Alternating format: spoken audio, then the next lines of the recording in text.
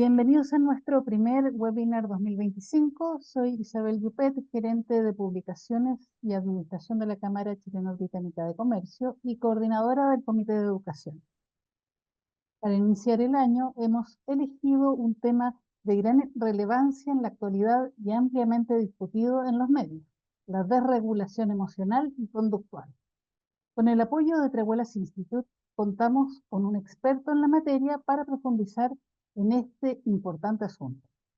Damos paso ahora a la presentación sobre desregulación emocional y conductual a cargo del profesor y miembro del equipo de Treguelas Institute, Rodrigo Sangüesa. Adelante, Rodrigo. Muchas gracias. Muy buenas tardes. Nosotros en Treguelas Institute contamos con más de 12 años de experiencia en el área educacional, brindando servicios de asesoría y capacitación docente a lo largo del país en el área pública, subvencionada y privada. Nuestros servicios se ajustan y adaptan a los contextos sociales de cada institución, orientándolos al fortalecimiento de aquellas estrategias que promuevan el desarrollo profesional, la habilidad socioafectiva y el bienestar institucional. Si gustan conocer más de nuestro perfeccionamiento y actividades gratuitas, los invitamos a visitar nuestras redes sociales y página web. Hoy tenemos el inmenso agrado de presentar a un destacado profesional de la educación. Hoy contamos con el profesor César Villegas Gálvez, quien es psicopedagogo y profesor de educación diferencial, mención literacidad y matemática. Cuenta con estudios de doctorado en política y gestión en educación superior, es magíster en gestión educacional y tiene un postítulo en matemática, de matemática en educación general. Cuenta también con una amplia experiencia como académico en la formación de profesores, psicopedagogos y coordinador de programas psicoeducativos atendiendo a niños y jóvenes neurodivergentes. Durante más de 10 años ha sido asesor y relator de comunidades educativas del país, en el área pública, subvencionada y privada. Los temas que más le apasionan son la gestión pública, son la gestión inclusiva, el liderazgo y el desarrollo del pensamiento lógico-matemática, abordaje de estrategias para estudiantes neurodivergentes, entre otros temas. César, en esta oportunidad, nos hablará de un tema tan contingente como relevante para los colegios de nuestro país. Nuestro webinar se llama Desregulación emocional y conductual. Entender para acompañar. Estrategias de prevención y reacción ante situaciones desafiantes. Sin más, los dejamos con nuestro expositor. Muchas gracias. Muy buenas tardes. Muchas gracias, profesor Sangüesa. Una agrada la invitación, la recibo así, y compartir con ustedes esta hora a través de esta pantalla. Sin duda, el tema que me han invitado a conversar está más que nunca en contingencia. Sin ir más lejos, ha sido noticia en estos últimos días, lamentable y penosa noticia de profesora que ha sido agredida físicamente y donde ha nuevamente salido al tapete público el tema de la inclusión, el tema de aquellos estudiantes en condición de espectro autista en lo particular, etc. Vamos a abordar esto desde qué implica, desde el punto de vista diagnóstico y su relevancia en el mundo de la educación. Pero antes, a quienes están conectadas y conectados, las quiero invitar a una pequeña experiencia, un pequeño experimento que me atrevo a hacer a través de esta pantalla. Para eso les pido, por favor, si son tan amables, de subir el volumen de su computador al máximo, y le voy a pedir a María Isabel, si es tan amable, de poder presentar un video. Miremos este video y luego quiero hacerles alguna pregunta.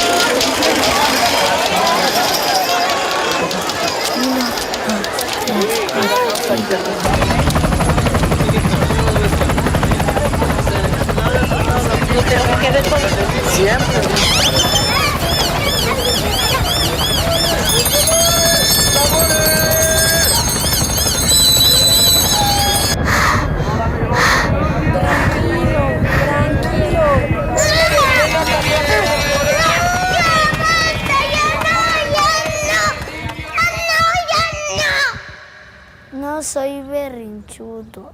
Tengo autismo.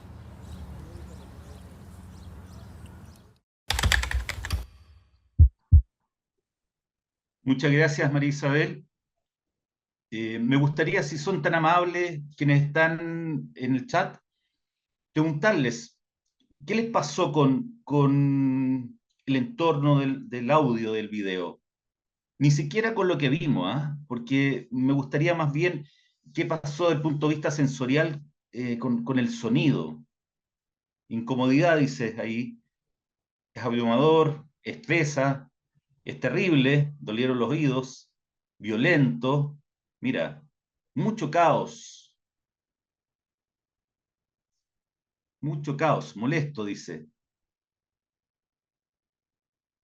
Todos los estímulos exacerbados, exactamente, así es, Julieta. Caótico, incómodo, dice Catherine.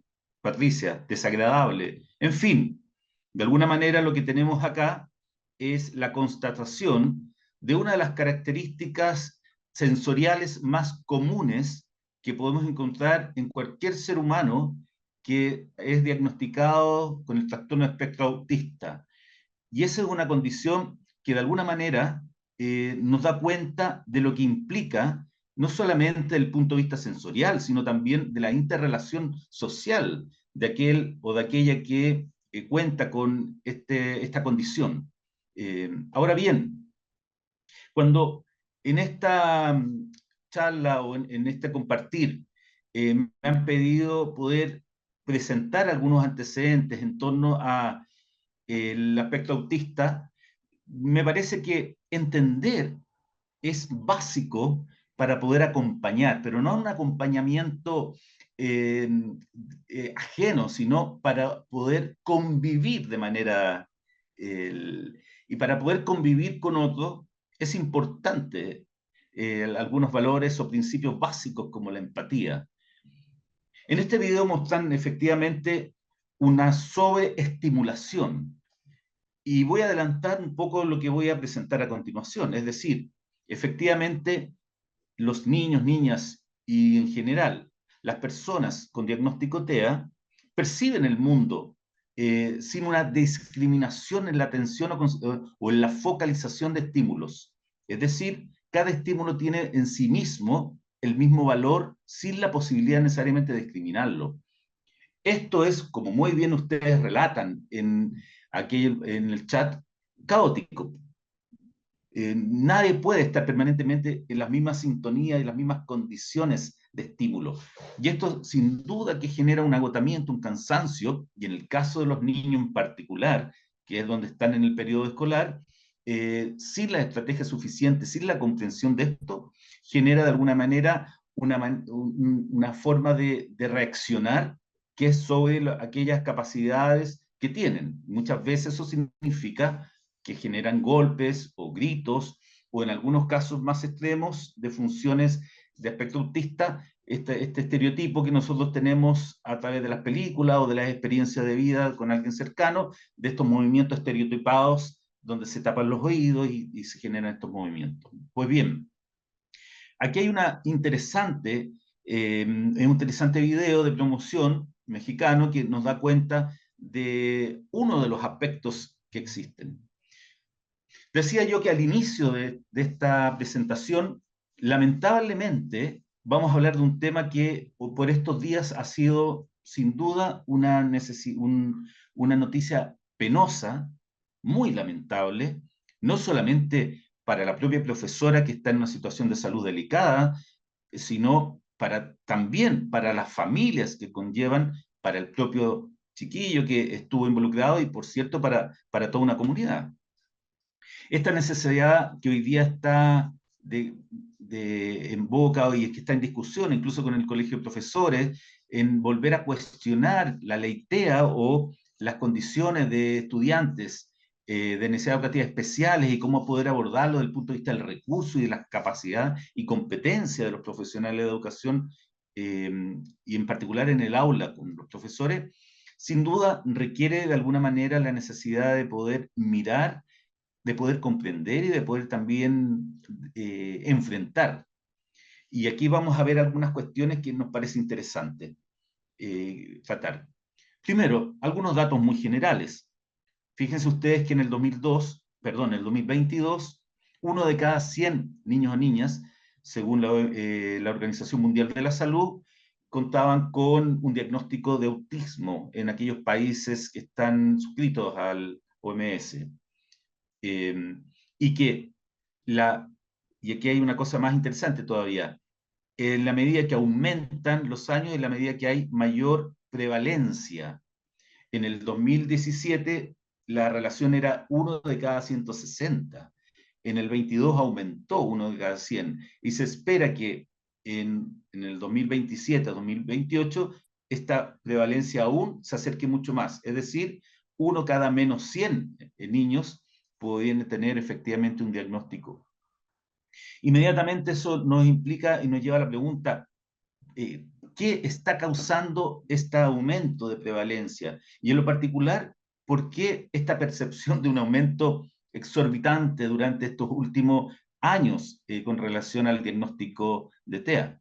Pues bien, vamos aclarando algunas cosas que parecen interesantes.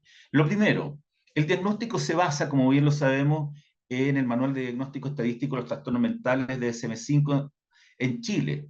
Pero cuidado, aquí hay una primera advertencia. Nosotros convivimos con dos diagnósticos clínicos. Uno, el CIE-11, que son los diagnósticos que se hacen en Europa, y el DSM-5, que surge de la Asociación de Psiquiatría Americana.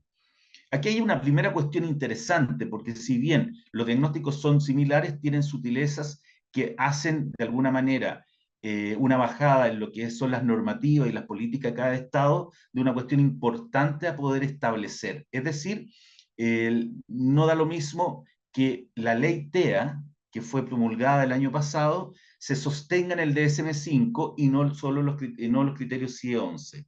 Aquí hay una toma de decisión. Ahora, desde el punto de vista clínico, vamos a definir como esta presencia de déficit persistente en tres cuestiones fundamentales en el ser humano: la comunicación social, la interacción social y este conjunto de características que llamamos patrones repetitivos y restringidos. Esto de alguna manera sintetiza aquellos comportamientos que nosotros vemos de manera habitual y que son los que finalmente los profesores debemos enfrentar en el aula. Ahora, ¿por qué es tan complejo esto? ¿Y por qué de alguna manera está esta percepción de aumento de los diagnósticos TEA? Pues bien, de alguna manera tiene que ver con las definiciones clínicas y cómo se concibe esto. Y aquí permítanme solo un par de minutos para poder comprender esto desde el punto de vista clínico y después nos metemos en la bajada pedagógica. Antes del DSM-5 existía hasta el DSM-4, porque esto va cambiando en la medida que se va descubriendo nuevos conocimientos al respecto, existía la triada de Wing. Esto implica que en esa triada de Wing, en el DSM-4, existían características que estaban divididas, es decir, por un lado, se clasificaban diagnósticos del espectro autista en términos de la capacidad de comunicación social, en términos de las capacidades de reconocimiento social y en términos de la destreza y la comprensión y la imaginación social. Por eso que existían distintas nomenclaturas, es decir, antes de la definición clínica del DSM-5, había unas distinciones entre el aspecto autista, Asperger y otros trastornos del carácter neurodesarrollo. Desde el 2014, en el DSM-5, hay una fusión, y esto entonces trae como consecuencia, básicamente, entender que existe la comunicación y la interacción social con un déficit persistente y el interés restrictivo y repetitivo. Si ustedes se dan cuenta, la triada pasa a una diada. Y es por eso que hoy día, cuando hay un diagnóstico de cualquier persona de aspecto autista, es el conjunto, sin hacer distinciones alguna. Por eso que nosotros vamos a ver en la sala de clase niños, niñas y jóvenes que son de características muy propias de lo que entendemos con un trastorno de espectro autista. Y vamos a ver también diagnósticos de otros niños o jóvenes que aparentemente los profesores no logran identificar de manera fácil o simple dónde están aquellas características propias de una persona con trastorno de espectro autista. Pues bien, la explicación básicamente está dada por estas clasificaciones que han ido variando en cada uno de los avances de las nuevas versiones del DSM-5. Se espera que para el 2017 ya vamos a tener el DSM-6. Desde ya puedo yo adelantar esto, y que no es una cuestión mía de reflexión, sino quienes estamos metidos en este mundo desde diariamente. La pregunta del millón es, si el DSM-6 cambia estos criterios de la diada, es probable entonces, si es que no se hace antes con la presión social que estamos viviendo, una modificación importante en la ley TEA, porque la ley TEA, como lo vamos a ver más adelante, se sostiene efectivamente en el DSM-5. Pues bien, entonces, tenemos en síntesis dos aspectos fundamentales a la hora de poder entender o comprender cuando hablamos de un diagnóstico TEA. Por un lado, significa una característica de alteración clínicamente significativa en la cognición del sujeto, y por otro lado, aborda y abarca estas características en la regulación de emociones o el comportamiento. Hasta aquí lo que yo he dicho. Frente a la situación lamentable y triste ocurrida por la colega en el sur, ambas características, ¿de qué manera pudieron haber facilitado la prevención de una situación violenta que termina con una profesora en urgencia de manera grave? Es una pregunta que uno podría plantearse legítimamente, ¿no? No estoy diciendo que el colegio no lo ha hecho, lo desconozco, pero lo claro está que en la medida que yo tengo mayor conocimiento de lo que significa esta alteración en la cognición y esta, sobre todo, regulación de las emociones y el comportamiento, en la medida que yo puedo prevenir de mejor manera situaciones de riesgo o crisis. Decía entonces yo que en esta ley de la 21.545, que fue promulgada en 2023, lo que hace es promover o avanzar sobre lo que ya en educación venimos en los últimos 10 años con fuerza generando, que es esta promoción a la inclusión, a la integración, etc. Ahora, la ley TEA, de alguna manera, responde a la consecuencia de esta nueva nomenclatura diagnóstica clínica, pero que de alguna manera tiene el gran desafío de poder comprender de esto la posibilidad de cómo poder responder a estas particulares características de este estudiante que va a convivir permanentemente con otros 30 y tantos estudiantes en una misma sala de clase. Y aquí hay algunas cuestiones importantes de poder conocer. A ver, si nos vamos en el detalle, hacemos un zoom en esta ley, veremos que en el artículo 2 lo define como una persona que presenta diferencias o diversidades en el neurodesarrollo típico. Entonces aquí ya hay una cuestión interesante que yo quiero destacar en las orientaciones de la política pública con respecto a enfrentar situaciones con estudiantes de espectro autista. La diferencia está dada en el fondo en que hoy día en la nomenclatura hablamos de neurodesarrollo típico o neurodesarrollo divergentes. ¿Qué implica esto en términos? Es una distinción para poder hablar de aquellos sujetos que cuentan con un diagnóstico como el TEA o cualquier otro trastorno del tipo del neurodesarrollo, que no necesariamente sea TEA, por ejemplo, un trastorno de déficit atencional. Ahora, la segunda cuestión que me parece interesante en el artículo, en que si ustedes se dan cuenta, se identifica y se define bajo los mismos principios clínicos que he presentado de la diada en el DSM-5. Es decir, se sostiene básicamente en lo que el mundo clínico establece y define para efectos concretos de cuando estamos frente a un estudiante de condición espectro autista. Y que puede, no necesariamente, pero puede constituir un grado de discapacidad dependiendo el nivel o dependiendo la fase en la cual podemos reconocer estas características, estas restricciones cognitivas o de interacción social por parte del sujeto. Pues bien, todo lo que acabo de decir es para darle una base del punto de vista clínico y también normativo a lo que finalmente es el escenario actual que estamos enfrentando en la comunidad educativa. Y una cuestión interesante de esto es que estas características son transversales, es decir, no tienen que ver ni con condiciones socioeconómicas, no tienen que ver con condiciones socioculturales, es decir, hoy día, para la ciencia y la medicina, no está del todo claro qué es lo que está generando o qué es lo que puede generar un diagnóstico clínico de TEA. Por lo tanto, lo que vamos a tener efectivamente en consecuencia es que vamos a enfrentar esta situación, no ahora, se ha enfrentado siempre. Lo que ocurre es que la ley mandata al sistema educativo chileno, cual sea su condición municipal, público, particular subvencionado o pagado, lo mandata a poder enfrentar, buscar aquellas condiciones adecuadas para poder bajar estas barreras y facilitar el aprendizaje, la participación de todos y todas sus estudiantes.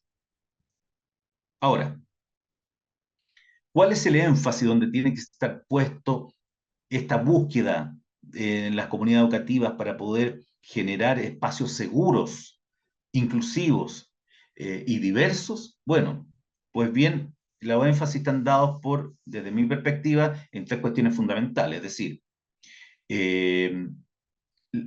ampliar la gama de individuos de trastornos similares, es decir, ser capaces de entender que vamos a tener distintas características independientes del diagnóstico clínico, sino más bien vamos a hablar de la neurodivergencia como un factor que está acorde a lo que entendemos por diversidad.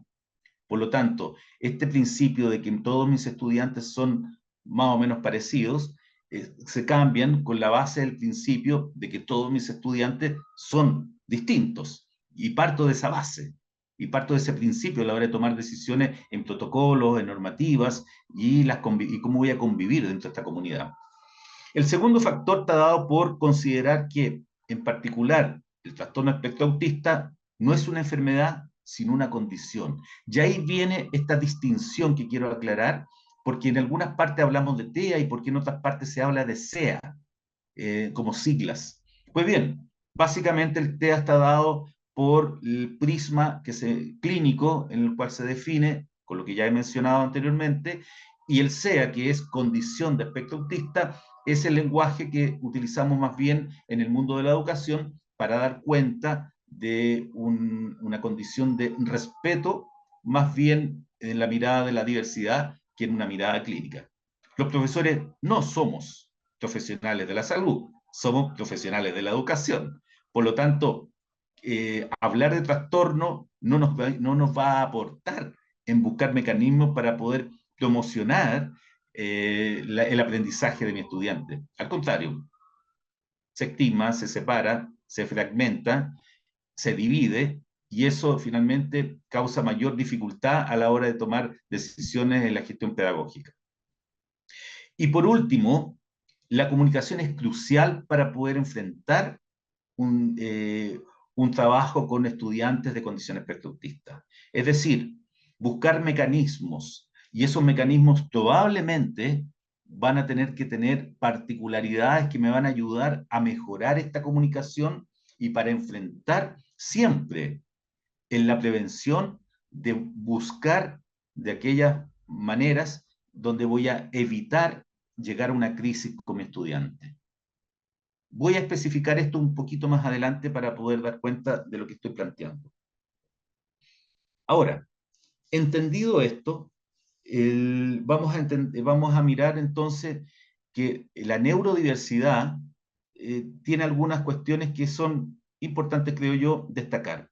Primero, una visión menos patologizante, es decir, no es que tengamos que arreglar algo que está mal, sino más bien es la condición en la cual voy a enfrentar la búsqueda de mecanismos que están dentro de mi expertise como pedagogo para poder avanzar en el aprendizaje de mis estudiantes. Segundo, comprender los comportamientos y identificar estos mecanismos que subyacen es fundamental a la hora de saber cómo actuar. Es probable que lo que ocurrió con la profesora en el sur es la suma de situaciones que finalmente gatillan en una situación de crisis violenta y agresión a terceros por parte del estudiante. Pero comprender esto implica entonces actuar en concordancia a poder comprender ese comportamiento, a identificar cuáles son los mecanismos que subyacen, es decir, cuáles son aquellas conductas de mi estudiante que dan cuenta de que está en una situación de estrés, recuerden el video al inicio, y que puede llegar a un punto de desregulación emocional que puede afectarse en una autoagresión o una agresión a terceros. Eso tiene que estar absolutamente, no solamente identificado por parte del profesor del aula, sino tiene que tener un mecanismo de condición de protocolo que también está entrelazado con distintos agentes dentro de la comunidad. De lo contrario, no tiene el efecto esperado. Lo voy a plantear mucho más concreto en un par de láminas adelante. Y por último, la distinción entre la forma de procesar la información es importantísimo. Es decir, tengo que ser capaz de comprender y mirar estos códigos conductuales para poder yo ser capaz también de proponer acciones. Acciones que pueden ir de situaciones de acceso simple, en términos de la relación en mi sala de clase, como a otras que pueden probablemente requerir de apoyo y colaboración de otro profesional que pueda aportarme como profesor dentro o fuera de la sala. Algunas conductas que son las más recurrentes, aquí he sintetizado 4.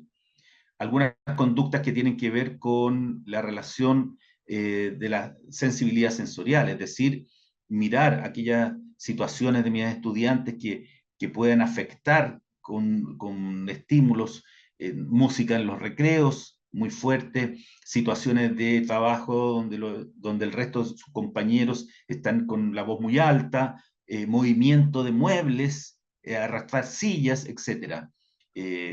Dificultades en la comunicación, dificultades tales como la no comprensión de instrucciones básicas o en el caso de los más pequeños, los estudiantes más pequeños, la situación de hábitos, de rutinas, lavarse las manos, ir al baño, limpiarse. Ejemplos tan simples como voy a plantear una situación de un estudiante que ocurrió la semana pasada en un colegio en la región metropolitana. Fue al baño, no había papel higiénico y él no encontró nada mejor que salir con sus pantalones abajo para poder lavarse en el lavamanos para poder volver a la sala. Usted imaginará lo que implica eso para el resto de sus compañeros o de los niños que estaban en el baño. Evidentemente se generó un problema tremendo. Ustedes imaginarán lo que llega información a la familia de los niños que están involucrados, que están en el baño. Bueno, es importante entonces que en esa rutina y cambios existan situaciones en que, junto con la familia, y aquí es muy importante la intervención temprana en esto, desde el punto de vista profesional, especialistas que ayuden en esta rutina, en poder generar con un diálogo claro, preciso, en que si vas al baño, debes asegurar llevar papel higiénico. Pues no puedes salir del baño con el pantalón abajo.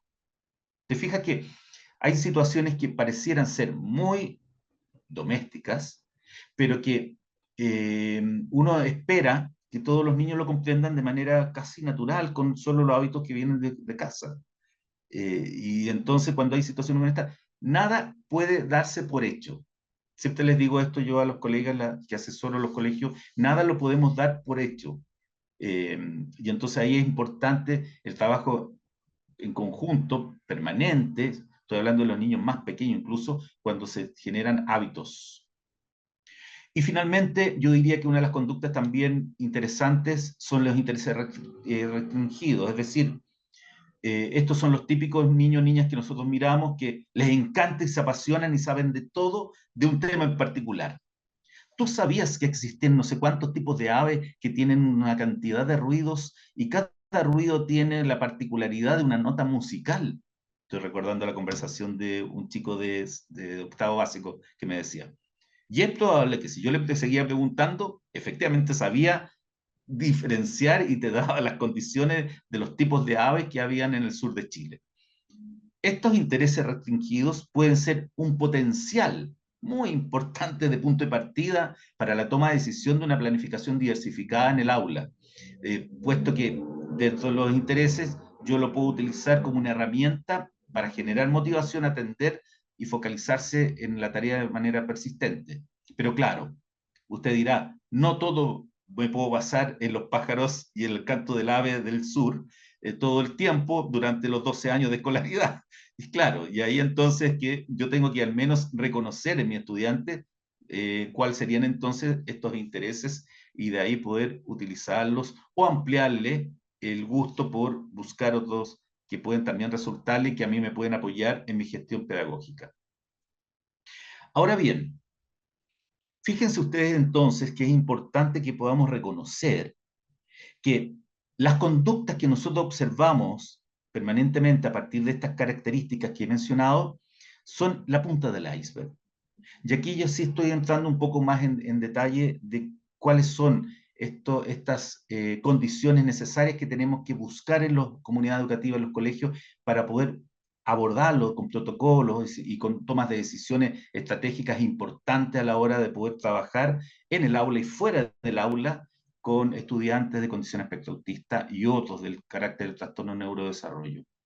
Si ustedes se fijan, las conductas de llanto, grito, golpe, que se alejan, que lanzan objetos, son todas conductas, pero que lo que nosotros necesitamos trabajar, y aquí los psicólogos, los terapeutas, los psicopedagogas, saben muy bien lo que estoy planteando, lo que tenemos que buscar son los cambios de conducta no deseados por aquellas conductas deseadas. Y esto es, desde el punto de vista de un modelo teórico, lo que los psicólogos hablan de los modelos conductistas cognitivo-conductual. Es decir, tenemos que ser capaces de poder establecer rutinas donde inhibimos esta conducta que no es deseada por aquella que nosotros deseamos.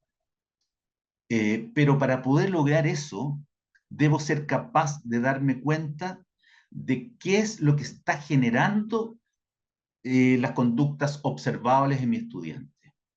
Y aquí yo me apoyo de informes de especialistas que pueden estar trabajando terapéuticos con mi estudiante, de aquella seguimiento que puedo hacer yo como profesor dentro del aula o el profesor o el profesional de apoyo dentro del colegio de aquellas conductas. Es decir, debo conocerlo, debo saber, por ejemplo, si hay una incidencia o hay movimiento de pierna o una alteración, una sudación o algún movimiento estereotipado con el lápiz o el tocarse el pelo, significa que son pequeños, pequeños síntomas, pequeños signos de conducta que yo sé que si eso va a traer por consecuencia una crisis, una desregulación. Entonces aquí está la primera invitación que quiero hacerles.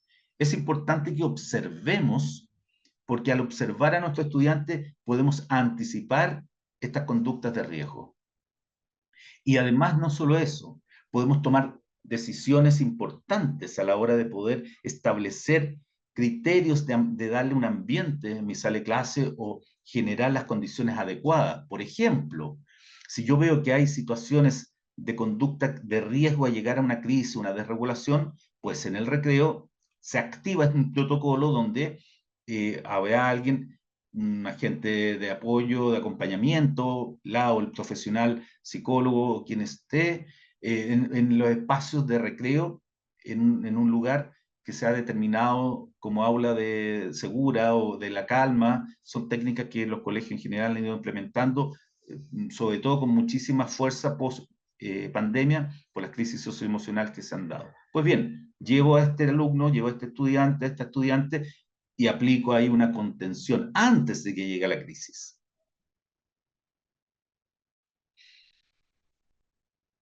Para el Ministerio existe desde el 22 una propuesta de orientaciones del protocolo como respuesta a esto. Y lo que ha hecho de alguna manera es establecer una relación que se llama DEC, de regulación emocional y conductual, donde lo que hace no es otra cosa más que plantear como política un flujo de actuar para poder incorporarlo dentro de su procedimiento de cómo funcionar dentro del colegio. Y que lo que hace en el fondo es poder establecer a través de este protocolo, primero, la posibilidad de la disminución de la regulación emocional y conductual, y que tiene un fuerte componente de enfoque preventivo.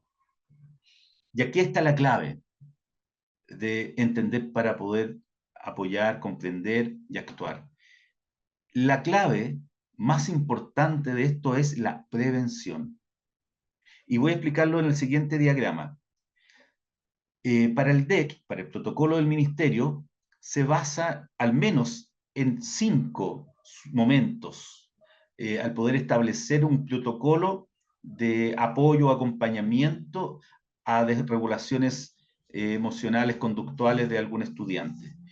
Lo primero es una etapa inicial, y esa etapa inicial lo que debe hacer es buscar, de alguna medida, estrategias para la observación y para adelantarme a apoyar o acompañar a ese estudiante antes de que pueda llegar a una crisis. Y para eso, los profesionales como educadores diferenciales, terapeutas, psicopedagogas, psicólogos, son especialistas en poder ofrecer distintos tipos de estrategias para esta prevención, que yo sugiero por siempre y por cierto, apoyarse desde el punto de vista interdisciplinario entre una comunidad para buscar estos mecanismos. Ahora bien, si en esta etapa inicial de prevención permanente, por ejemplo, la técnica de reconocimiento de la emoción, que es una técnica del semáforo, es decir, que los estudiantes de muy pequeños vayan reconociendo lo que están sintiendo, qué emociones se están sintiendo, si eso les genera un disgusto o algo poco grato, lo pueden identificar y decir, que es una cuestión importante, enseñarles a reconocer las propias emociones.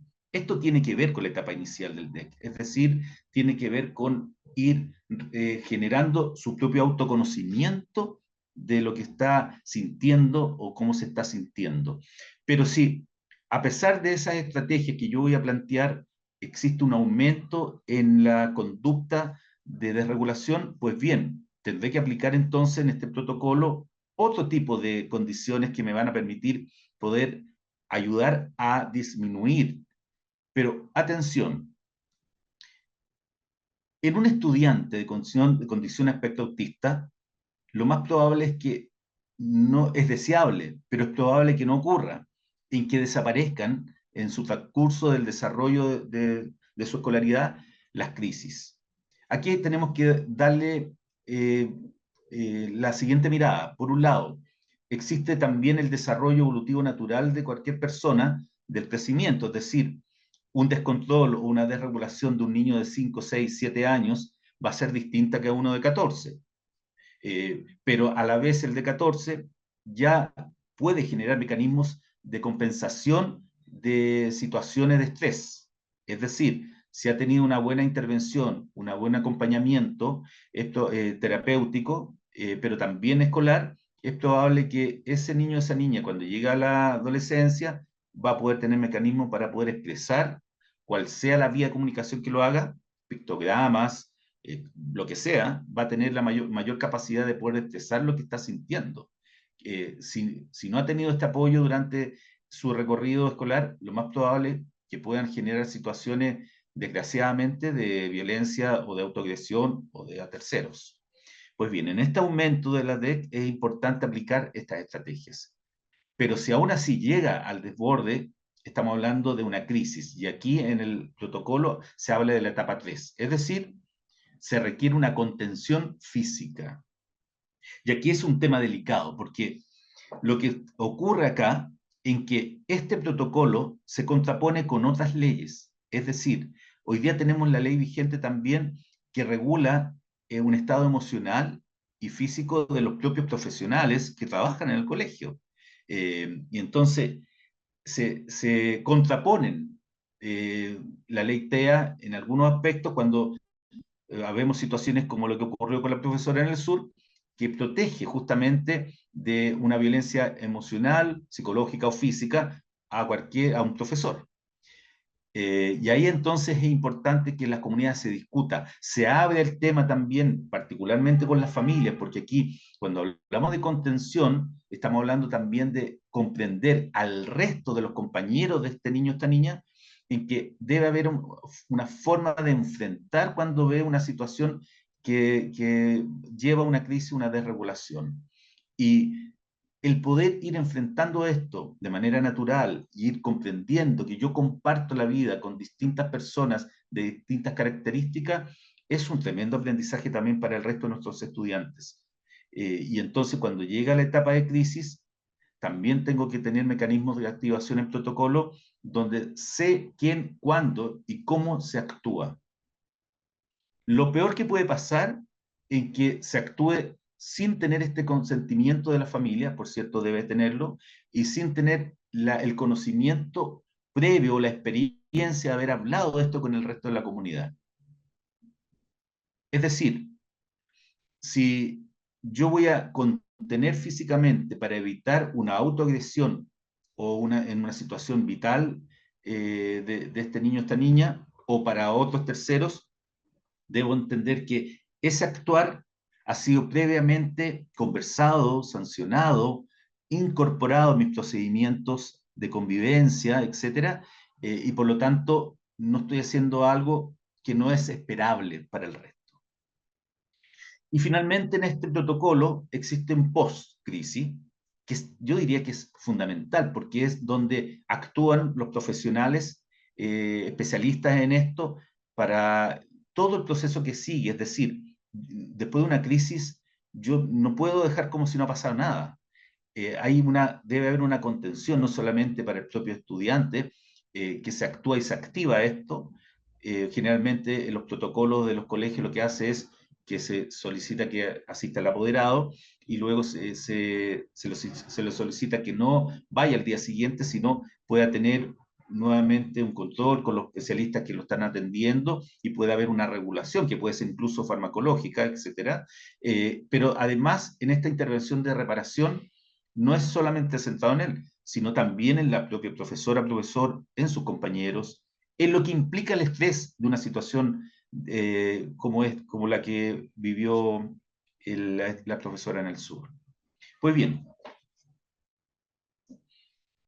esta curva de lo que estoy planteando en estos protocolos de crisis, debemos tenerlo y debemos entenderlo en que existe la ansiedad, el estrés y la frustración, que son curvas naturales que vamos a encontrar.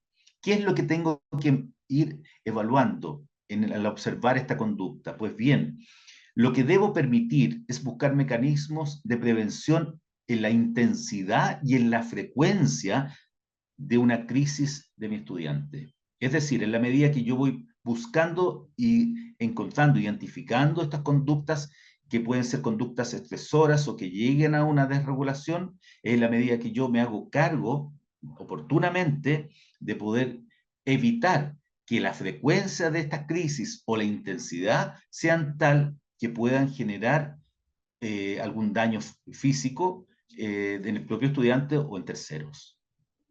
Pero esta curva va a estar siempre. Es decir, va a haber esta curva, si lo importante es que pueda identificar esa curva, aquellas conductas como señalo.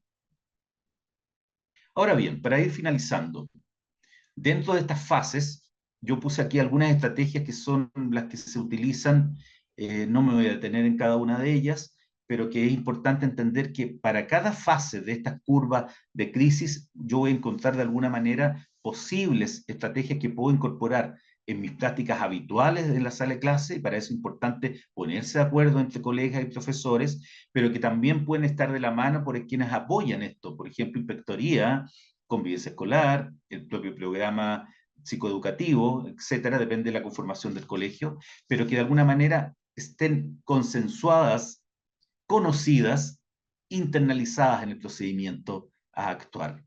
Si ustedes se fijan, es importante conversarlo, discutirlo, buscar qué estrategia es la más pertinente o adecuada para la realidad de mi comunidad, para la realidad de mis estudiantes, pero debe ser de alguna manera planteada abiertamente, y lo peor que podemos hacer es tratar de hacer como que no existe en mi comunidad, y eso es finalmente lo que ocurre, es que cuando hay situaciones de crisis, eh, generan situaciones que pueden ser muy, muy lamentables finalmente para poder abordar el trabajo de la contención. Bien, ¿sabía usted que tienen en común estos personajes interesantes? Einstein, Temple, Beethoven, Darwin, Charles Darwin, eh, Felt, Greta, Bill Gates. Bueno, aparentemente todos cuentan con un diagnóstico, o se espera en el caso de los personajes de la historia universal, aparentemente por sus características, eran todos hoy día personas en condición de aspecto autista. Muchas gracias. Quedo atento a sus comentarios o consultas. Gracias, María Isabel.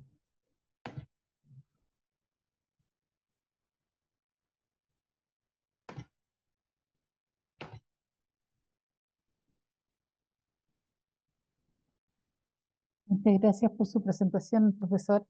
Ahora pasamos a ver si hay preguntas.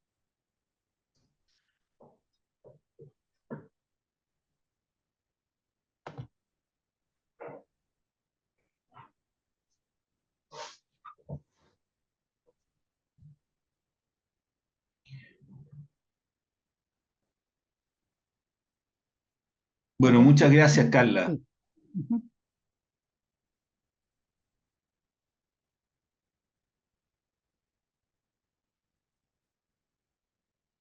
Claro, Daniela pregunta por la contención física. Bueno, hay técnicas, Daniela. Es delicado porque cuando digo que se contraponen distintas leyes en situaciones como esta, por cierto, son tomas difíciles de las comunidades, pero que deben hacerse. No, no, no. La contención es una contención que se llama contención del oso, que es básicamente tomar, cuando estamos hablando de crisis importantes, profundas, tomar al niño o la niña de una manera que te permita a ti una contención. No es afirmarlo, no es hacer fuerza, es contener.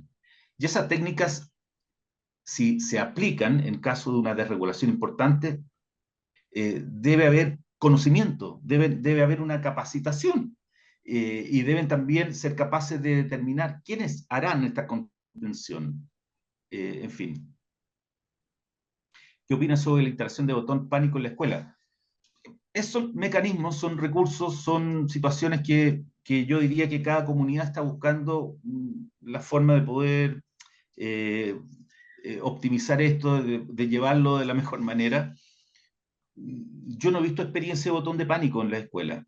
No digo que no debe hacerse, pero tal vez habría que ver algún colegio que tenga esa experiencia, a ver cómo le resulta. Ahora, si es un botón de pánico que suena una sirena completa en todo el colegio, no sé si va a ayudar mucho a bajar los niveles de estrés, ni en el estudiante, ni en el resto de sus compañeros y profesores, pero habrá que ver también qué se está entendiendo por este botón de pánico. Profesor, ¿usted tiene más preguntas? Sí, acá nos pregunta Daniela, ¿podemos contener físicamente y luego informar que no hubo otra posibilidad porque el estudiante podía estar en riesgo, por ejemplo? Claro, lo acabo de decir. En el protocolo que acabo de mencionar de las orientaciones del Mineduc, plantea ante crisis contención. Pero, pero aquí a pesar que esto puede sonar muy simple, en la práctica es muy complejo. Porque, por ejemplo, si tú tienes un estudiante con condición aspecto autista, vas a requerir la autorización firmada de los apoderados para poder ejercer una contención física en caso de una desregulación. Y aún así, con el consentimiento de la familia, eh, hay otras leyes que se pueden contraponer al hecho de tomar a un niño a alguien menor de edad. Entonces, yo diría, siempre yo buscaría como último mecanismo la contención física, pero no lo descartaría cuando estamos hablando de un riesgo vital. Ejemplo, un niño que esté en un segundo piso, en un balcón, en una baranda, y esté colgando de la mitad del cuerpo en una situación de crisis desbordada. No estoy poniendo situaciones de paradoja aquí sino, ¿qué es lo que hago? Claramente que lo que vas a hacer es evitar que tenga una situación de riesgo vital, sin duda. ¿Te fijas? Entonces, lo importante es que en mi protocolo, lo importante es que en lo que yo he discutido a nivel de comunidad, incluyendo a las familias, no solo la familia de aquel estudiante que pueda estar en condición de aspecto autista, sino de las familias que son partes de la comunidad educativa, se converse esto y se entienda de alguna manera que aquí hay un beneficio mayor, que es el bien de niños, niñas y adolescentes.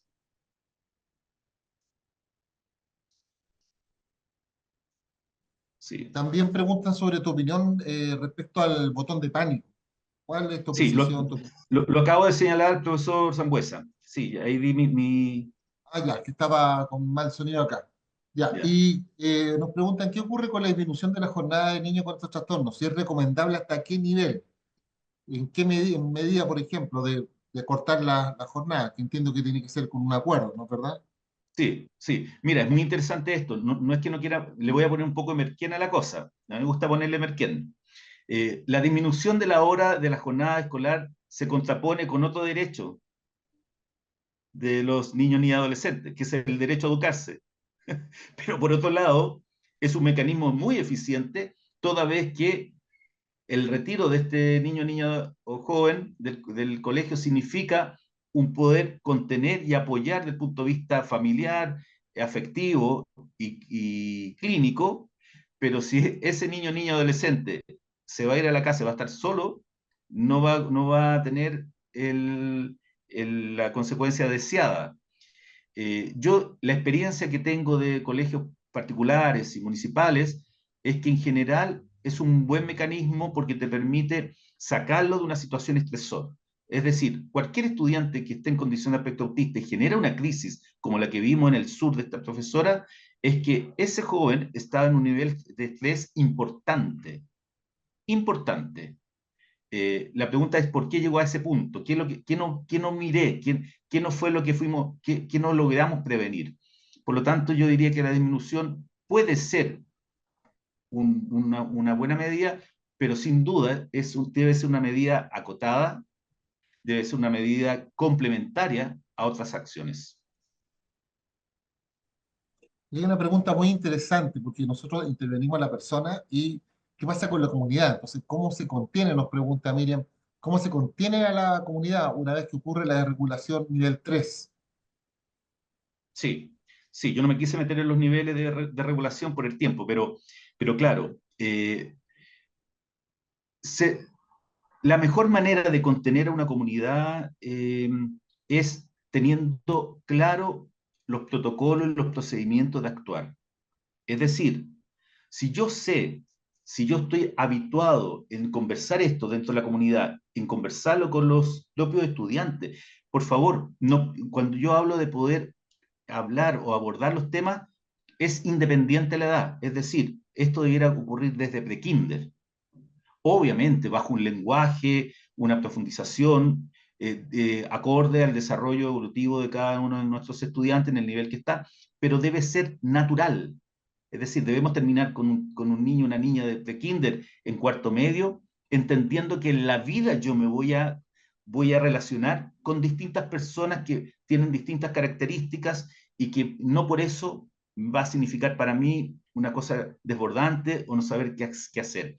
Yo creo que hoy día, en el siglo XXI, la UNESCO plantea los objetivos del siglo XX, las metas o los objetivos 2030. Dentro de esto es saber vivir en sociedad. Y saber vivir en sociedad es educarme permanentemente en la diversidad. Y yo creo que ahí está la clave. Por cierto, cualquier protocolo que se active post una situación de crisis, cómo poder abordarlo con mis estudiantes, con los propios profesionales, con las familias, etcétera. Bueno, se nos hace corto el tiempo siempre, ¿ah? ¿No es verdad? Pero quisiera, Sí, aquí hay una cosa que plantean como una cosa más bien práctica. Dice, Elida dice, ¿cómo trabajar con un estudiante de sexto básico, PEA, ahora SEA, se les dice, ¿cierto? Que tiene a su hermanito en primero básico y no lo deja jugar con sus pares en el recreo. ¿Qué estrategia podría ser pertinente en este caso? Aquí hay un caso práctico. bueno, bien rápido, se me ocurre inmediatamente, que es una situación muy puntual, porque aunque no crean, yo vengo de hacer esta misma, asesoro una escuela aquí en la comuna de Santiago exactamente lo mismo está pasando con un estudiante que, con su hermano más chico, etcétera. Bueno, ahí es importante la relación de poder generar espacios de relaciones con sus pares, de propiciar. Acuérdense que esta restricción de interacción va a generar una no intención por parte de ese estudiante de buscar relaciones de juego o hacer amiguitos, amiguitas. Por lo tanto, lo que tenemos que hacer es buscar mecanismos de que tal vez pueda haber un compañero, una compañera que pueda enganchar, puede hacer una relación, una conexión, y ahí entonces propiciar de manera intencionada, pero natural, en que pueda ir de a poco eh, actuando o relacionándose con sus propios pares. Pero claro, importa mucho también cuál es la relación que tiene y el estilo de crianza que tiene y cómo comprenden esta relación también. Ahora, si hay una situación con su hermano más chico, claro, es difícil poder separarlo porque no va a haber una conciencia de los roles que estoy haciendo. Es decir, en la casa soy el hermano y aquí soy el estudiante. No, que en general todos los niños esa distinción la van haciendo con el tiempo, en la medida que van comprendiendo el sistema y cómo funciona la lógica de un colegio y la casa. Aquí en este caso no va a pasar eso. Por lo tanto, tenemos que un mecanismo permanente de ir invitándolo a poder conectarse con otras personas o otros espacios y no solamente con su hermano chico. Perfecto. Creo que es muy interesante lo que usted ha planteado, profesor, porque toda vez que usted mismo dice que viene asesorando una escuela en Santiago, y bueno, y quien habla también es director de una escuela de Santiago, y estos temas están todos los días, entonces no estamos hablando solo desde el mundo académico, sino que estamos hablando del ¿No? mundo práctico, de lo que nos está pasando, y por eso es un tema que debe asumirse con profundidad, con objetividad, y preparándonos para estos escenarios. ¿Ah? Son cosas que van pasando todos los días. ¿Ah? Y cada vez más tenemos ciertas complejidades que surgen porque la escuela de hoy no es la escuela de antes. ¿Ah? Los desafíos son distintos, ¿no es verdad? Así que, bueno, ya estamos en la hora, ¿no es verdad? Agradecerles su presencia y los dejo con María Isabel, no sé, o nuestro Luis Bravo. Muchas gracias. Sí, yo solo quiero despedirme, agradecer infinitamente la invitación que me han hecho a través del Instituto Trihuelas, y quedo absolutamente abierto siempre en colaborar, en aportar. Gracias también por la asistencia y por el interés que presta esto. Sin duda, estamos en una situación que debemos generar sensibilización al respecto, debemos educarnos, debemos tener los profesionales que trabajamos en este ámbito, tenemos que tener, permítanme ustedes, la humildad y la apertura para poder entender, para poder empatizar, pero también para poder, de alguna manera, sintonizar con mis estudiantes desde esta perspectiva de la diversidad y de la inclusión. Así que muchas gracias por la invitación, María Isabel y Luis. Agradecemos al profesor César Villegas Galvez por esta interesante exposición. Espero que todos hayan disfrutado y saquen conclusiones en limpio sobre este tema que debemos enfrentar como área de educación y como sociedad. También quiero agradecer al profesor Rodrigo Sangüesa por la presentación del invitado y a Luis Bravo, director del Trehuelas Institute, por darnos la oportunidad de escuchar a uno de sus especialistas. Muchas gracias a todos los asistentes. Nos vemos en una nueva actividad del Comité de Educación de la Cámara Chileno-Británica de Comercio. Chao. Gracias a todos. Gracias, profesor. Gracias, profesor Rodrigo.